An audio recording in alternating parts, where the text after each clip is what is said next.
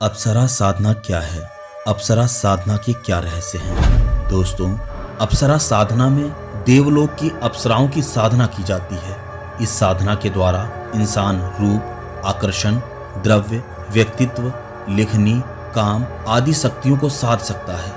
यह एक आसान साधना है जैसा कि लोग कहते हैं, परंतु सभी साधनाओं की भांति इसमें भी बहुत से नियम, जप और सही तंत्र का महत्व है। हर अप्सरा साधना अलग अलग होती है और अलग अलग अप्सराओं के नाम से होती है। तो आइए अप्सरा साधना की इस रहस्य को गहराई से समझते हैं। कहते हैं ऋषि कश्यप की 17 पत्नियां थीं, जिनमें से एक मुनि नामक अप्सरा का जन्म हुआ। इन अप्सराओं को नृत्य कला में प्रशिक्षित किया गया था, जिनका काम देवताओं का मनोरंजन करना था। उर्वशी, मेनका, रंभा और तिलोत्मा कुछ प्रमुख अप्सराएं हैं जिनके बारे में आपने थोड़ा बहुत अवश्य सुना होगा। दिव्य प्रकृति होने के कारण इनके पास अनेक शक्तियां थीं। वैसे अप्सराएं हम इंसानों की तरह ही एक जाति है, परंतु वे सूक्ष्म जगत के प्राणी हैं और हम मनुष्य स्थूल जगत के प्राणी हैं। महाभारत युद्ध के बाद उनकी जाति से हमारे कई संबंध टूट गए, परंतु आजकल की अधिकांश प्राचीन पुस्तकें गंधर्वों, नागों, किन्नरों, अप्सराओं, योगिनियों और अन्य दिव्य प्राणियों के बारे में बताती हैं, जिनकी कई वंशावली आज भी मौजूद है, परंतु ज्ञान के अभाव के कारण हम उनके बारे में नहीं जानते। हमारी सनातन यौगिक संस्कृति में अप्सरा पूजा को अप्सरा साधना कहा जाता है। सबसे पहले मैं आपको यहाँ सावधान कर देना चाहता हूँ। यह साधना किसी पूर्ण गुरु यानी सिद्ध गुरु के निर्देश के तहत ही की जानी चाहिए, क्योंकि यह साधना काफी पद्धतिपूर्ण है। इसमें विशेष बीज मंत्र, यंत्र, मुद्रा और विशेष कर्म कांड का प्रयोग करना होता है। इसलिए इस साधना को करने से पहले आप सिद्ध गुरु की तलाश कर लें, जिसने अपनी सभी साधनाएं सिद्ध की हों। अप्सरा मनुष्य, देव, गंधर्व, राक्षस, किन्नर, यक्ष, यक्षिणियां और नाग की तरह ही एक प्रकार की योनि है, क्योंकि हमारे पुराणों और पवित्र ग्रंथों में अप्सराओं के बारे में ज्यादा चर्चा नहीं की गई है। इसलिए आम लोग अप्सराओं को सिर्फ इंद्रलोक की नर्तकी मानते हैं। जब मेरे गुरु ने मुझे अप्सरा साधना के बारे में बताया तो मुझे आश्चर्य हुआ कि यह सामान्य दृष्टिकोण से बिल्कुल अलग है, बिल्कुल भिन्न है। हमारे हिमालय के योगियों और ऋषि मुनियों ने इस पर ध्यान दिया और अपनी तपस्या से इन्हें गहराई तक जाकर समझा है। वास्तव में अप्सराएं शक्ति का रूप हैं, यानी देवी पार्वती का रूप हैं। इसलिए उन सभी को देवी के रूप में लिया जाता है और हमारे ऋषि मुनियों द्वारा उनकी पूजा की जाती है। कहते हैं जब योग माया इस संपूर्ण ब्रह्मांड को मोहित कर रही थी, उसी समय उसने देवताओं को मोहित करने के लिए अप्सराओं की रचना की थी।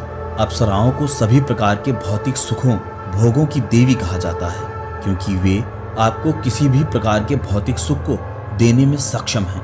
अप्सरा का अर्थ है परी या अप्सराएं। दूसरी दुनिया में बहुत सारी परियां हैं और यदि आप उनमें से किसी एक को अपने जीवन को बेहतर बनाने के लिए, साधना करवाने के लिए सिद्ध कर लेते हैं, तो आप जितना सोच सकते हैं उससे कहीं अधिक आप हासिल कर सकते हैं। भौतिक लक्ष्यों से लेकर आध्यात्मिक प्रगति तक एक अप्सरा निश्चित रूप से आपकी यात्रा में मदद कर सकती है। यानी यदि आप भौतिक सुखों को चाहते हैं, आध्यात्मिक प्रगति करना चाहते हैं, तो आप अप्सरा साधना कर सकते हैं। बात बस इतनी ही नहीं है, इसके लिए एक शर्त है कि आपको पता होना चाहिए कि सिद्धि कैसे करनी है, किन बातों का ध्यान रखना है और अप्सरा साधना को कैसे हल्के में नहीं लेना है। वैसे 4 अप्सराएं उर्वशी, मेनका, रंभा और तिलोत्मा सबसे प्रमुख थीं। दोस्तों, यदि आपको लगता है कि किसी अप्सरा को लुभाना आसान है, तो आपको पता नहीं है कि ऐसा करने के लिए आपको कितने प्रयास करने होंगे। यह कोई शिकार नहीं है जो आपके जाल में फंस जाएगी, और यह कोई नियमित ध्यान या कोई सामान्य साधना नहीं है जो आप अपने मंदिर कक्ष में करते हैं।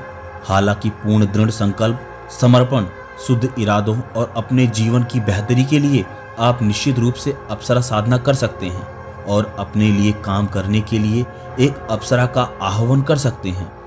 लेकिन अब आपके मन में यह प्रश्न आ रहा होगा कि साधना को कौन कर सकता है? इसे पुरुष या महिला दोनों में से कोई भी कर सकता है, जो चरम आनंद चाहता है, समाज में ध्यान आकर्षित करना चाहता है, या किसी कला जैसे सौंदर्य, नृत्य, गायन, पढ़ना, लिखना आदि में कुशल होना चाहता है। जब कोई महिला इस साधना में निपुण हो जाती है तो वह बहुत आकर्षक, भव्य और सभी प्रकार की कलाओं से परिपूर्ण हो जाती है। बुढ़ापे के बाद भी उसकी सुंदरता उसके साथ हो जाती है। और जब कोई पुरुष इस साधना में निपुण हो जाता है तो वह संसार के मोह से मुक्त हो जाता है। पुरुष को आम स्त्री के चक्कर में कोई पद नहीं मिल पाता, क्योंकि कहा जाता है कि अप्सराओं की सुंदरता वहीं से शुरू होती है जहां पर महिलाओं की सुंदरता खत्म होती है। परंतु इस अप्सरा साधना को करते समय बहुत से खतरे होते हैं। यदि कोई शिष्य केवल शारीरिक संबंध के लिए अप्सराओं की पूजा करता है तो यह उसके लिए बहुत खतरनाक हो सकता है, क्योंकि आम शिष्य से पहले अप्सराएं कभी भी अपने भौतिक शरीर के साथ पृथ्वी पर नहीं आती हैं, लेकिन प्रवर्तन के बाद उसे अपनी इच्छा पूरी करनी होती है और वह प्रवेश कर सकती है। वे अपने भौतिक शरीर के साथ पृथ्वी पर तभी आती हैं जब उन्हें किसी ऋषि की तपस्या भंग करनी होती है या जब उन्हें किसी अपराध के लिए श्राप देना होता है, अन्यथा वे सभी इंद्रलोक में ही रहती हैं। लेकिन अब प्रश्न यह आता है कि एक ऋषि और योगी अप्सरा या पूर्ण अप्सरा साधना की पूजा क्यों करते हैं? ऋषि और योगी अप्सरा साधना इसलिए करते हैं क्योंकि वे केवल इस साधना में निपुण होना चाहते हैं। वे किसी भ्रम या माया में नहीं पड़ना चाहते, क्योंकि जब वे अपनी साधना पूरी करते हैं तो वे एक महिला को पूरी तरह से समझने में सक्षम हो जाते हैं और इसलिए वे किसी षड्यंत्र में नहीं पड़ते और अपनी अन्य सभी साधनाओं को आसानी से पूरा कर लेते हैं। यहाँ आपको एक विशेष बात जो ध्यान रखनी है कि अप्सरा साधना अभिव्यक्ति के उद्देश्य से की जा सकती है। इस साधना की मदद से आप अपने दिल की इच्छा प्रकट कर सकते हैं। हालांकि आपको संपूर्ण साधना के प्रति निष्ठावान, समर्पित और दृढ़ रहने की आवश्यकता है। यदि आप अप्सरा को हल्के में लेते हैं तो अप्सरा साधना का प्रभाव नकारात्मक हो सकता है। भले ही अप्सराएं आपके लिए कार्य करती हैं, परंतु यह बात आप ध्यान रखें कि वे आपकी नौकर नहीं हैं। आपको हमेशा यह याद रखना चाहिए कि वह जादू की दुनिया से हैं और इस प्रकार आपकी पहुंच से बहुत दूर है। यदि वह आपके लिए कार्य करती हैं तो इसका कारण यह है कि वे आपके समर्पण से प्रभावित हैं। लेकिन आपको यह भी ध्यान रखना होगा कि कभी कभी बुरी आत्माएं अप्सराओं का रूप धारण करके आपके सामने आकर आपको साधना पूरी होने का एहसास कराती हैं। किसी को यह सोचकर साधना अधूरी नहीं छोड़नी है कि काम पहले ही पूरा हो चुका है। साधना पूरी होने तक प्रतीक्षा करें और फिर अपने अधीन अप्सरा पर भरोसा करें। अप्सरा साधना को हल्के में ना लें, यह काफी बड़ा है और इसलिए हर किसी को इसकी जानकारी नहीं है। एक कामातुर व्यक्ति इस साधना को पूरा नहीं कर सकता, इसलिए सबसे पहले आपको योग से अपने कामातुर व्यवहार पर नियंत्रण करना होगा। उम्मीद है कि जो लोग समझेंगे कि अप्सरा सिर्फ शारीरिक संबंध बनाने के लिए नहीं होती, जैसा कि तुच्छ लोग समझते हैं, उन्हें देवी के रूप में पूजा जाता है। दोस्तों, आजकल के साधकों ने अप्सराओं को कामुकता का साधन मान लिया है और इसलिए अप्सरा साधना को लोग गलत समझते हैं। अप्सरा किसी भी इंसान के साथ सेक्स नहीं करती। जो लोग यह सोचते हैं कि अप्सराएं उनके साथ यौन संबंध बनाती हैं, वे सिर्फ भ्रम में फंसे हुए हैं। एक अप्सरा केवल संतान पैदा करने के लिए सेक्स करती है। वे चिकित्सकों को सिखाते हैं कि ब्रह्मचर्य कैसे बनाए रखा जाए और उस ऊर्जा का उपयोग एक आनंदमय और शक्तिशाली जीवन बनाने के लिए किया जाए। ऋषि विश्वामित्र और कुछ अन्य राजा ऋषि जिनका विवाह अप्सराओं से हुआ था, महिमा सिद्धि में माहिर थे, इसलिए वे शादी करने और बच्चा पैदा करने में सक्षम थे, परंतु साधारण मनुष्य ऐसा नहीं कर सकता। अप्सरा साधना एक ऊर्जावान साधना है, इसलिए लोग अपने सपनों में सुंदर महिलाओं का अनुभव करते हैं और अपनी यौन कल्पनाओं को संतुष्ट करते हैं। वैसे अप्सराएं सपने में आपके आनंद के लिए भ्रम पैदा करती हैं। वह हमारी इच्छाओं को शिथिल करने का उनका एक प्रबल सम्मोहन मात्र है। कई दिनों या महीनों के प्रयास के बाद साधक को अपने निकट एक स्त्री सत्ता का अनुभव होने लगता है। वह महिला बिल्कुल साधकों के ही कद की है और बेहद खूबसूरत है। आपने जिस महिला का सपना देखा था उसमें आपको ऐसा ही महसूस होगा। लोग उस महिला के साथ सेक्स भी करते हैं, बातें करते हैं, बातचीत करते हैं, वे उन्हें प्रेमी कहते हैं। यह भी उस अप्सरा का एक जाल है। वह आपकी इच्छानुसार केवल माया रचती है। अधिकांश लोग यहीं संतुष्ट रहते हैं और जीवन के अंत तक इस भ्रम का आनंद लेते हैं। उन्हें उन भ्रमों से वित्तीय और भावनात्मक समर्थन और एंटी एजिंग, जिसे कायाकल्प कहते हैं, ऐसी युक्तियां मिल जाती हैं।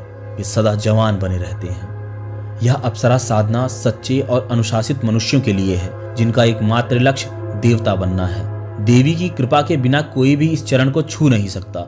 यहाँ आप उनके द्वारा की गई वास्तविक तकनीकें और ज्ञान देखते हैं। यहाँ आपको उनका असली रूप देखने को मिलता है।